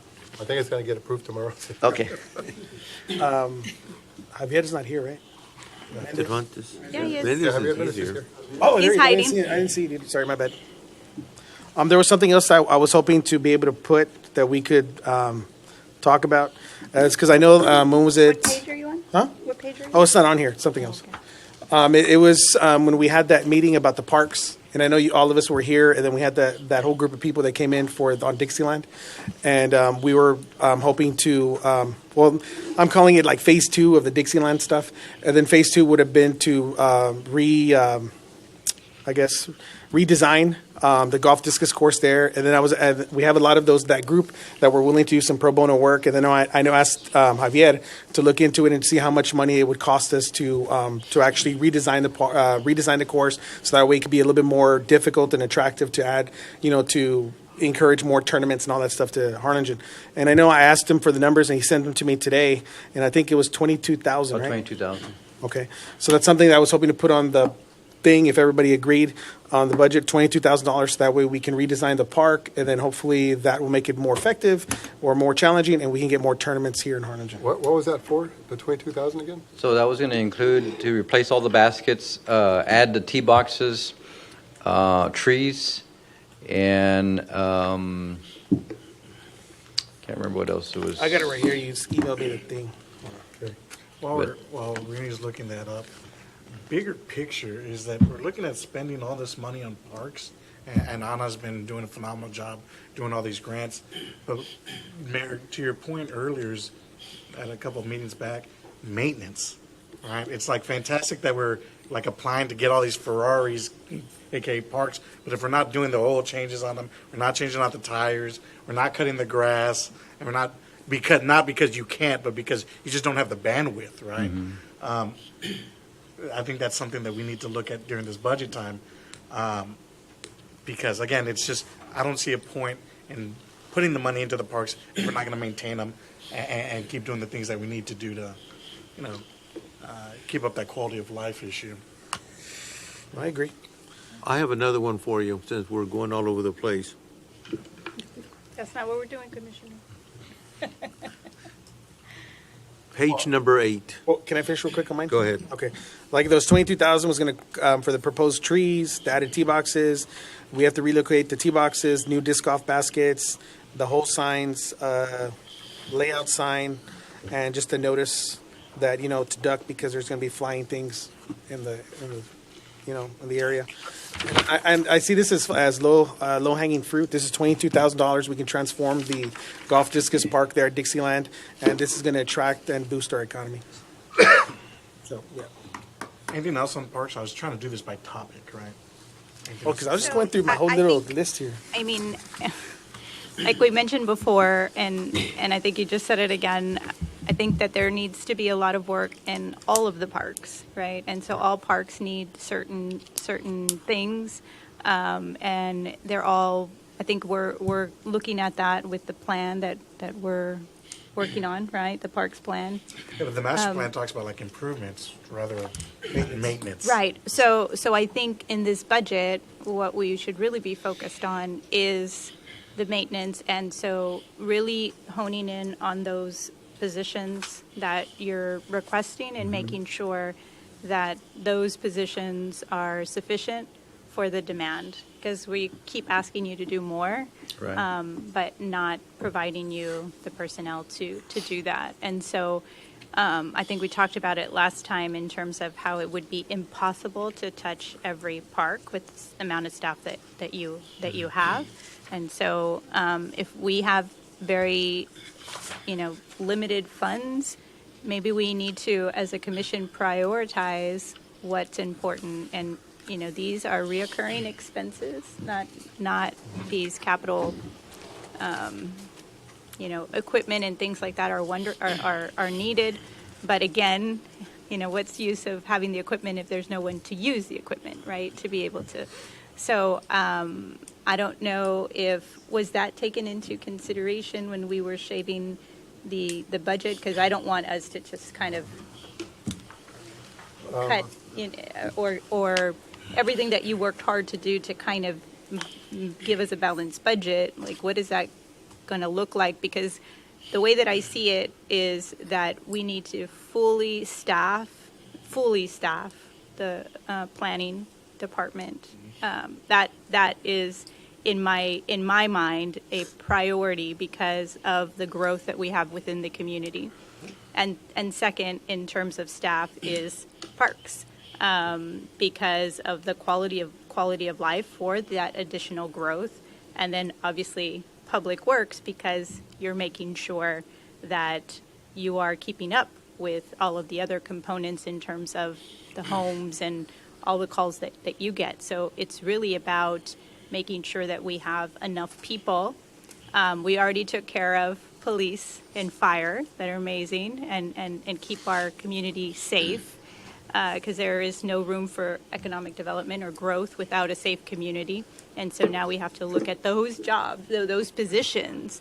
And so before we start looking at projects, maybe we need to invest in more people. Oh yeah, just the maintenance of what we have now, right? Mhm. Before we start growing things. But I do agree that $20,000, to make those changes I was about to jump in. isn't it isn't. But then when we start adding them all up, No, I right? get Like you. when I you get look you. at your credit card bill, right, and you're saying, oh well, I just went to the grocery store and I Little just did Starbucks this, here, right? little And then you're nuggets like, oh there, shoot, right? it all adds up. So this is a big credit card bill, and we want to make sure that we're being as responsible as possible. But I think for me, it's going to be staff, because the calls that I get are from developers, and just people that are building their homes. Individuals saying, "Hey, this is taking a while." And I will say that once we have identified an issue, that Javier's department handles it. The other Javier, immediately. But it's not because they're not wanting to do it in an efficient manner. It's just sometimes it's not possible. And parks too, you get it all the time, people calling and not being able to respond as quickly because your guys are working in other places and having to pull to cover it in another area. And I agree, planning and zoning. We got to grease the wheel so everything can come in. Right. And then the other thing, as mentioned, is the roads. We need the equipment and we need the people, because nobody wants to drive on pothole, nasty roads. Correct. It doesn't give the right impression to the people who are here and who may come here. I agree. Okay, thank you. Let's go back to page 8, because I want to cover page 8 and 13. Page 8. Cameras for warehouse. Obviously, we don't have any type of security there, do we? As far as cameras. No, sir, we do not. And then on page 13, apparently looks like they could use a commercial rolling door for the garage, for the warehouse. So that's 9,000 plus 3,000. You're looking at $12,000 for the warehouse that keeps our records, correct? So no, sir, the $9,000 on page 13 for the installation of the commercial rolling garage door, this is over behind the baseball fields. So that rolling door, it already messed up, so they have to roll it up manually, either up or down. It's Okay. going to get to the point that we're not going to be able to do that even manually. Okay, so that's So the what cameras, those cameras are for the purchasing side. All the open records that they store in that warehouse, there's no camera system inside. We do have cameras through the outside, but not in the inside. And that's for page 8, which is the 3,000. That is correct, sir.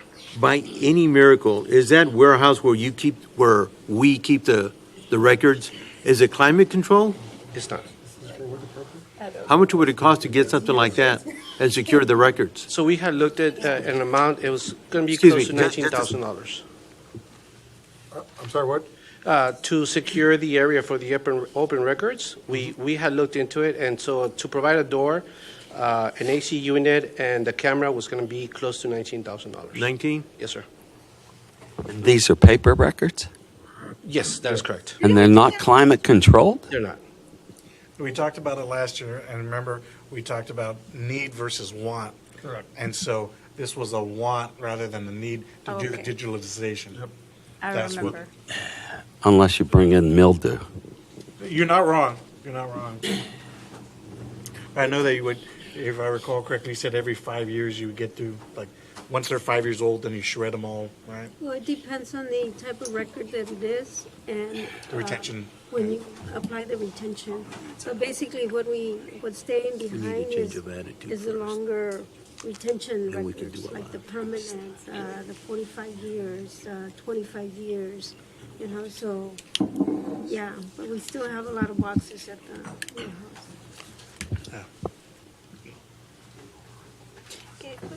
You're done? Right now, yeah. Hey, Gabe, Hang on. Oscar, where do we stand on the new animal shelter?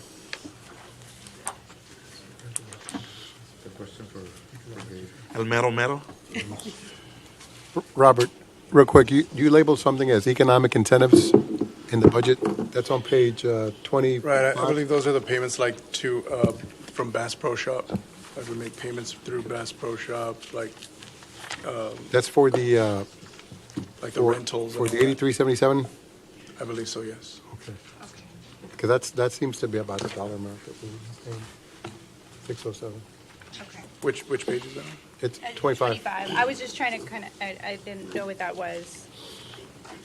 The way that it's labeled Yeah, is a little I think odd. it's that, but I can get you the 25. detail of what exactly that is. Okay. Okay. I'm sorry, Commissioner. Animal shelter, where are we at on the creation of a new one? The animal shelter? A new animal, we talked about it. Yeah. All right. Well, we have applied for an earmark for that, and we're still waiting to hear something back from the representative. But things look promising.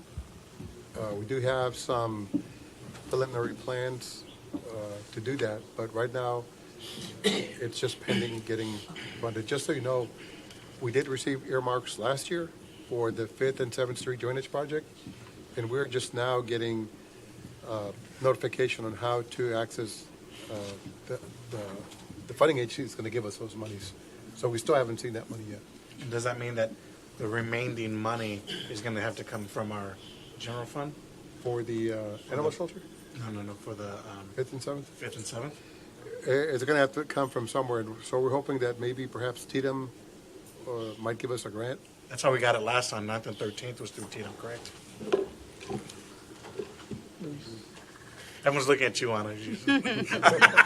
Or you, Luis. Yeah, either one of you. What was the question, I'm sorry? 9th and 13th was funded through TDM, correct? Yes. And so is that, and TWDB. is that the same avenue we're going for 5th and 7th? Yes. Well, but we have an earmark too for that. Correct. Yeah, and then so the difference for that will be from hopefully from Texas Water Development Board. And then what's the difference that's going to come from the general fund for this new animal shelter? We don't know yet. We're It depends on trying the to- size. Right, we're trying to maximize the amount, so it's minimal from the city side. Clearly. Yeah. Right, but we don't have the exact figure. And that's going to depend on the size of the structure and the construction. Obviously, if we go cinder block, it's going to be a lot more expensive. We've had some quotes for like a metal type building with just steel reinforcement, considerably cheaper. And we've been told that we can build the larger size for what we may be getting. Just a matter of what the preference is for that type of structure. But the funding won't come in for that, the way that I see it is 2025, 2026. correct. So we don't have to worry about it now? So it wouldn't be No. Okay. budgeted here because when we're doing this next year, we'll be more prepared to say, okay, we've already secured this funding and this is how much we're going to need, and we will be receiving the funds. Like he mentioned, it's almost a year later before you even get it. So we don't want to budget for it here because one, it's premature and we don't know how much, and two, it could change, and then the cost of things obviously change too. So, but it's looking very, very good. I feel confident, and hopefully we can secure that and then share that with the rest of the commission. By the way, we got an email from the funding agency for the drainage project saying, do you still want this money? Like, Always you yes. still want this money? But we've been waiting on them, so why are they asking us? I don't know. Maybe they figured we'd go away. but They're no. like boilerplate emails. Can I ask Chief Balderas a quick question? Mm-hmm. Sir, on the fire truck, if you ordered one today, what would be the drag time on getting it in? Are they on a lot waiting for you to come and get it, or? We have one right now that's taken 2.5 years. Oh, my Lord. Yeah, and we're expecting that one in November. That's 1,000 gallon. That's the one with 1,000 gallons. So from approval to delivery would be? 2.5 years. 2.5 years. Yeah.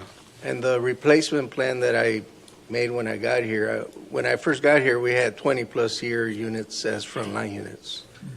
And the mayor and the commission done a great job. City manager's done a great job in getting us what we need. But yeah, the lead time, if we don't get it, if we don't order it now, we're going to start falling behind again. In the last 3 years, we've received 5 new ones. Including the brush truck, yeah. Including the brush truck, yeah. So, And Chief Kester, is that the same deal on the Bearcat, pretty much, the story, or? That I'm really not sure of. I know it takes a little while because they got outfitted for us, but I don't think it would be quite that long. Probably within a year. Thank you, sir. Yeah. Do we pay on delivery or do we pay upon ordering for both of those trucks? The fire trucks require advance payment to get the full discount. Full We discount. get a discount if we pay it In advance. upfront. and it's usually 6 figures, right, the discount? Yeah, it's big. Oh, wow. Okay. Good to know. Real money. Yeah. And there's no ahead of the line, or isn't that what somebody said when you pay up As a front? matter of fact, I made a phone call today and I asked him if he could, because it's November when the due date for us to receive it, that if he can pull some strings and maybe get it done by October so he can go show it off at TML. So he's going to work on that. Nice. Excuse me, over here. Yes, sir. On the fire truck that you're referring to, we'll get a big discount if we pay for it in advance, correct? That's what we've been doing here. All right. How many of those have gone through buy board so we can get a rebate from the buy board? They all go through buy board. Robert, next question would be, how much have we got in funds from the buy board as far as rebates? We don't get rebates from the buy board, We get rebates from buy board from everything we purchase, but it's not a cash rebate. From the manufacturer or whoever they buy it from, like Sid and Martin. What we get, Commissioners, a reduced cost on the unit, and that's really the rebate. You save on, it's not a cash, So there's no. it's not a cash actual- check to the city, no. So They the just discount reduced is- the price. Yeah, they just reduced the price. Chief, you had mentioned that you needed 100,000 when you called me this morning. What was that for? This morning? Yeah, Oh, well, I was questioning the second cut that you made. but which was for what? Oh, well, it was several things. I made over 100 cuts in the budget, so I don't remember what. Yeah, no, well, there was quite a few. Okay, well then you and I will sit down later and we'll go over that. Okay. Sure, yeah. Huh? And then one last thing I would like this commission to consider, again, we got to prioritize, just like the mayor and everyone's saying, but cameras downtown, because this past year we had a bunch of burglaries down there, windows broken, things like that.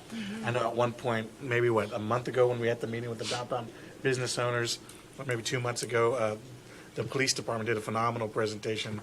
Chief, really commend those guys for presenting, but the biggest issue is we don't have cameras to track where people are going, who's doing the break-ins and all that, so. That's one of the issues that we asked Freese and Nichols to look at, security, and how to improve that downtown, including cameras and any other. Okay, so that would just be planned out? Yeah. Okay, perfect. Yeah, That but, works. it's going to be about 12 months out before we get the report back. But we can install cameras now in lieu of getting a report. Just get with PD where the high crime areas are and install them there. Yeah, I think sometimes I feel like we just do all these studies to tell us what we already know. Not always, but in this case, I think that we have seen our downtown area is not that large, and so with the chief, they can identify where there will be most useful and have the most view, and see to invest and see how much that costs us, because if not, by the time we get that recommendation, there may things may have changed and it may be outdated. But I think it would give the consultant, the business owners some peace of mind, knowing that we are here to support them and putting in this additional eyes. And people tend to behave differently, right, when they're on camera. So I think that should be, if we can have that in the budget. I know you guys had already said you were going out for quotes for that. Actually, Sergio already gave me some quotes for cameras. So we had talked about that, right? I think. Yeah, and so they've got 4 different heads looking in different directions. What do we ask, 186,000 for. Damn. For views, like 75 different views. And is it a worthwhile view? Because it needs to be. These cameras have a quad camera in it that we can zoom in and tilt. And it includes a file server to store the video also. And I think we talked about getting it for at least 3 months storage. It was a big number. Yes. It's 186,000. And that was something that PD would be able to have access to, right? Yeah, it would. Well, we wanted them to be sent to PD so they could monitor. Right, because he said it was for Sergio. I was like, well, Sergio doesn't need to be monitored. Actually, the video server will be located at the DID building downtown. That would all the video will be stored. But the actual live feed would be at PD. Yeah. So that's something that is a buy board pricing also. That's why I didn't move on it just yet. It's 106. It's a big number. Okay. I had a question. I'm just curious because I saw the magic word Wilson Sports Complex. Javier, can you tell me what does that mean? I know what it means, but what would that entail? The reconstruct 1.0 mile trail at Wilson Sports Complex. It's on page 12. Page 12.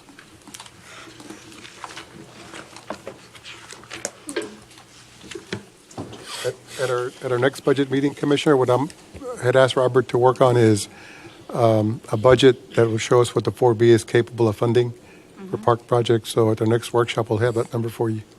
Yeah, I want their money. So what that was, Commissioner, is to, as you recall, we did do, I don't know, like 400 or 500 feet of the trail. We reconstructed it. And so what we wanted to do is continue that and finish that trail. I know you had mentioned, it had come up in one of the meetings, right, that the grass is growing in, and, the trail is very narrow.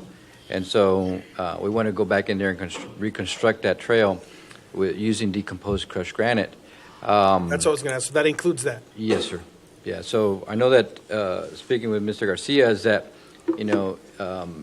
he was thinking that maybe we ought to go back in because the trails already have a base, right? And so we would just have to come back and improve it and then lay the asphalt over it. And so whether we do a curb on the side or we just lay the asphalt like we do some of our trails, like on the Arroyo, there's no curbing, it's just the asphalt trail. Okay. So, I had a question. Real quick. I had a question now that you mentioned that because I know we did the like you mentioned, the trails are asphalt. Because I've been doing the trails basically every day, and I noticed that there's. You can tell your figure's looking great. Making me blush. I was going to ask. I noticed there's potholes on the thing, and I'm like, I hate potholes. Can we fix potholes on the trails too? Mm-hmm. Okay, I wasn't sure because I was going to bust out my app this morning and take a picture, but then I was like, I don't know if it would actually work on the trail. But we can do it on the trail? Yes. Okay, cool. Like Commissioner, right there, Javier's proposing that it would cost us $210,000 to redo that trail. If we were to do it asphalt, 10 feet wide and add some base, if it needed it, we could do it way under $100,000. I have a quick question. To security cameras, Lonsdale Park, Pendleton Park, and Victor Park, it says 54,000. Why are the cameras there much cheaper than if you go put them downtown? Like, are they different quality or what's the? Yeah, have you seen the ones downtown Brownsville? Mm-mm. Yeah, the ones in downtown Brownsville are built for like streets and So they're just different. better. Okay. And but Can you get up to the mic, please, so we can hear you? You. I'm just saying, I mean, it's a big difference. The quote for the downtown here is the same vendor that did the Brownsville downtown. Okay. Sergio, the cameras that we're putting up or have submitted for Wilson, what's the quality compared to the ones you want to put downtown? The ones from the parks to The parks are more have zoom in, but they don't have the quality, and it doesn't include the high storage of the video. These cameras have their own cloud storage for 30 days or 60 days. There's a lesser quality, I guess, of the camera. And I tell you, we desperately need them. The day of Freedom Fest, I shared with Josh was that the day we were there, it got vandalized twice while everybody was there at Freedom Fest. We responded, we cleaned it up, and then it got vandalized again. That's when people were there. Imagine when they're not there, right? Was that the splash party you're talking about? No, that's the one that's by the playground. No, but what did you say got vandalized? The restroom. Oh. See, and that's something I think we should look into because I'm in the mayor and I are in the process of talking to the HCISD to hopefully get a project going where the students will be painting murals on the park restrooms. And that's something like, it would be a shame that we have these beautiful murals that the kids paint and they're real proud of, and then all of a sudden some other people come over and just, graffiti all over them.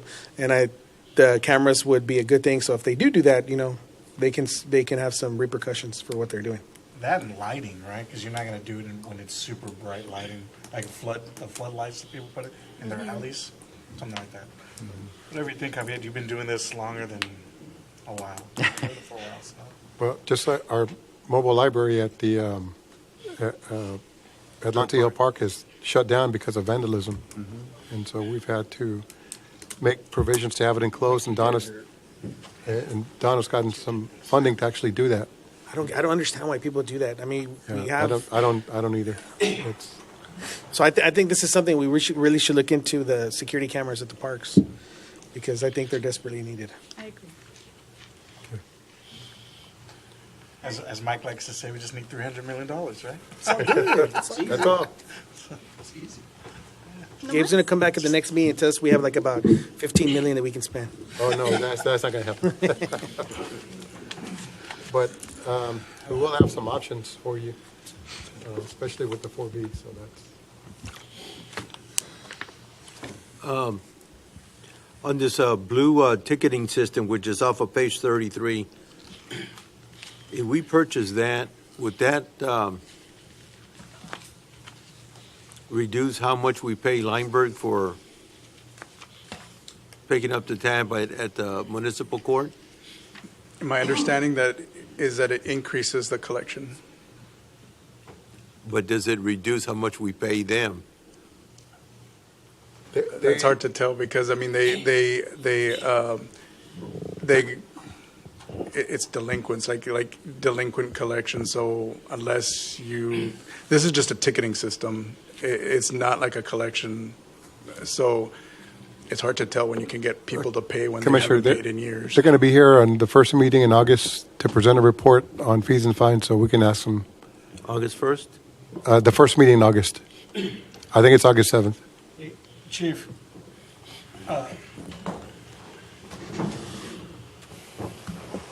is scofflaw still a thing? Yes. We can still do that? Yes. And so this would play into that so that people, scofflaw is where you get a ticket and you don't pay your tickets, and then when you go to register your car, get the new ticket, the new sticker, or get new license plates, they won't let you do it because you have outstanding tickets. That's not just a thing?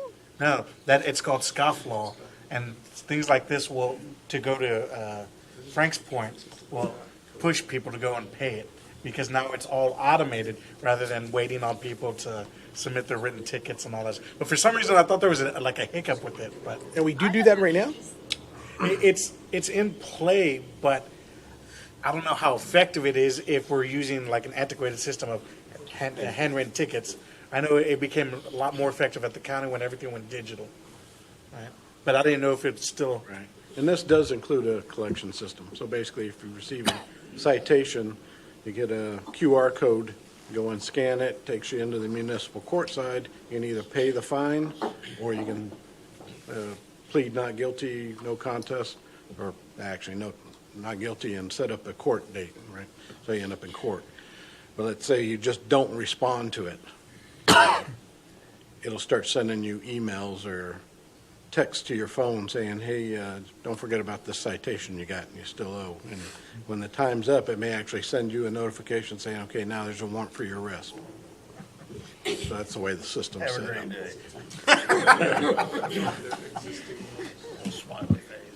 Yeah, and they did say that they could take our current existing warrants and put it into the system. And if we've got a phone number or email address for that violator, they'll start sending them these texts and messages. So you said the county does this?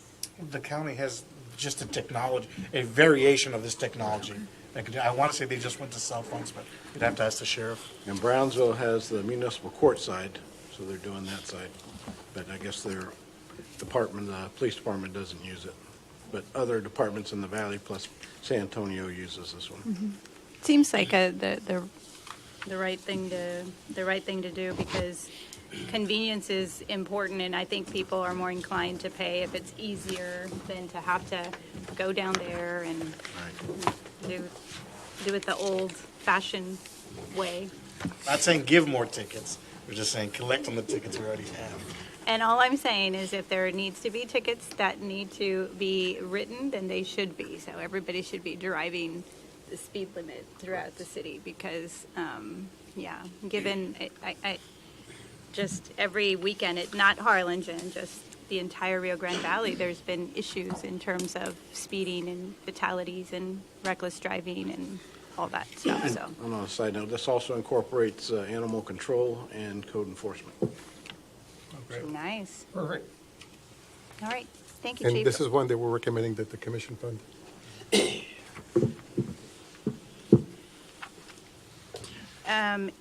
you have any questions? No? Okay. So then our next meeting. It's going to be on Tuesday, the 30th?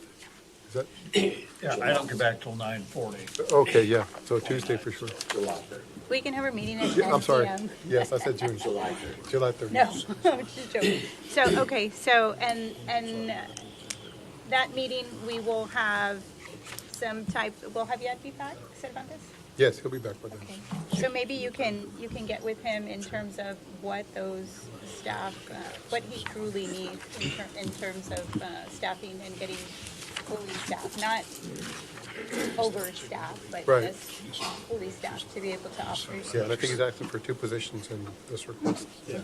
And I wonder if he's asking for those two because those are the only ones he thinks he can get, or if it Well- is going to, because what I want is I want us to say, okay, we're doing this, and then we want to check off that there are any issues. Like I won't, now there won't be any, Yeah. well, it's. Justifications Right, or- Right, and he's already gotten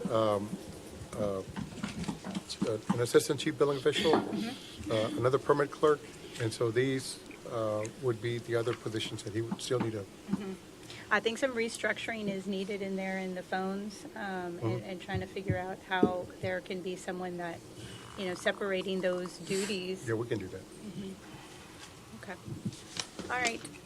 Motion to adjourn. Can I just, Not yet. can I I go have one- back and answer one of the questions that Commissioner Pettis had? I guess.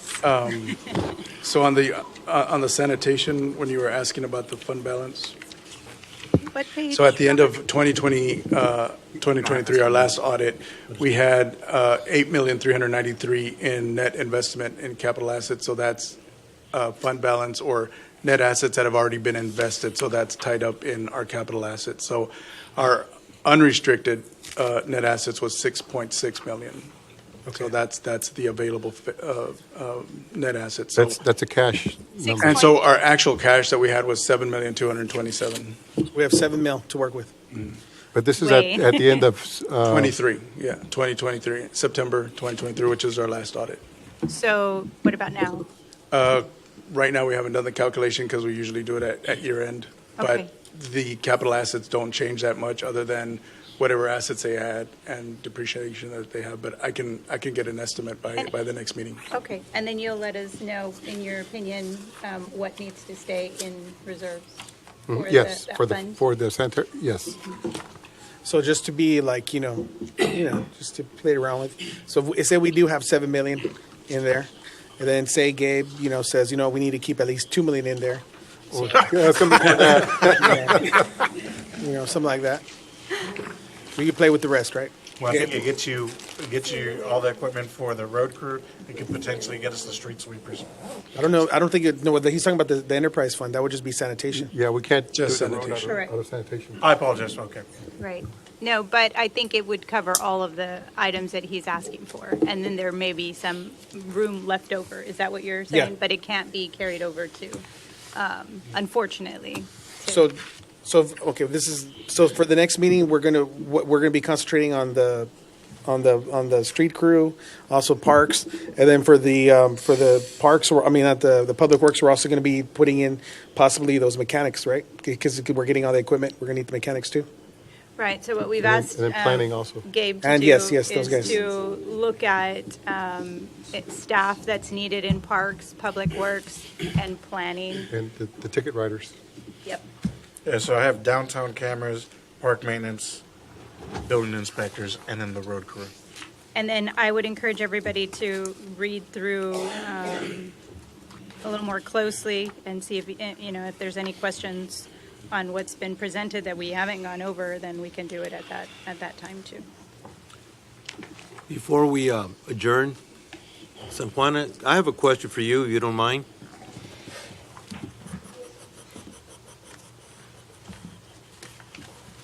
You look so pretty today. Hi, thank you. I noticed you're asking for an administrative assistant. Could that be done through an internship? Yes, of course. I can try. Actually, I contacted TSTC and they told me that they were going to get someone, but the person that was available, she wanted to do it remote, and it's very difficult like that. Have you tried UTGRV? No, I haven't tried that one. I can try. I'm interested in getting some help, and I was just listening to what you were saying about, for example, municipal court. On the audit that I'm doing, we do have 27,000 cases that are pending, so that's collection money that is pending in there. And also, we do have the option to pay online already, so just so you'll know. The option is there. And when I was talking to Lupita, to the administrator, she was telling me that that most of the cases, the recent cases, are getting paid. The only the ones that we have an issue are the ones that are getting months, delinquent. That's why we're getting Limburger. But even with Limburger, some of them, they're still, past due. So according to her, she's getting a good feedback based on what we are receiving without the delinquency agency. That's something I guess just for you to think about. And if you don't mind, you mentioned something about the rebates on buy board. Correct. We do receive checks, actual checks from buy board. And the last one that we got, I think it's like 36,000, I want to say it, and it's a percentage depending on the type of contract. And most of the items that we have purchased, it's from HGAC. It's not by board. It's a similar cooperative because it's an interlocal cooperative. It's a cooperative, but they do the same thing. It's different. It is similar because it's the part of the contract that is approved by the city or by any type of municipality. The only difference is the buy board offers an actual cash rebate. Yeah, buy board is actually a brand. HGAC is just another different, yeah. Yes, but what I'm coming in is like about the rebate. So we do get an actual check. And I can get you the information for, and I can email it to you. If you would, guys. please, because I haven't seen a check from. Yes, we do get actual checks. We're buying through the. Yeah, it's a discount. It's a discount. I think what he was referring to was the actual discount of the fire truck. Oh, okay. Okay, yeah, because fire trucks, we don't get any discounts for those, cash. And I think you said it was a total. But on the purchase price? Yeah, that I knew. And if we buy it through a cooperative, we get, of course, included in that through the cooperative. You said 27,000 or? I think it's a little bit more than that, but I can get you the information for sure. I can get you the copies of those checks. I was looking into that lately. Mm-hmm. Thank you. I thank you. Did you get a second? I do not have a second. I'll second your motion. All right. Well, we don't need a motion. Hey, man, we're trying to. But wonderful. Thank you for the Yes. support. Thank We are adjourned. No. Yeah, just trying to get out of here. Want to get a move? Oh, yeah, thank you. Come on, man, you. How was Provecho y Salud? Provecho y Salud. Did you go? Yeah, I've been there a couple times. What did you think? Mayor, dinners and the executive. Yeah.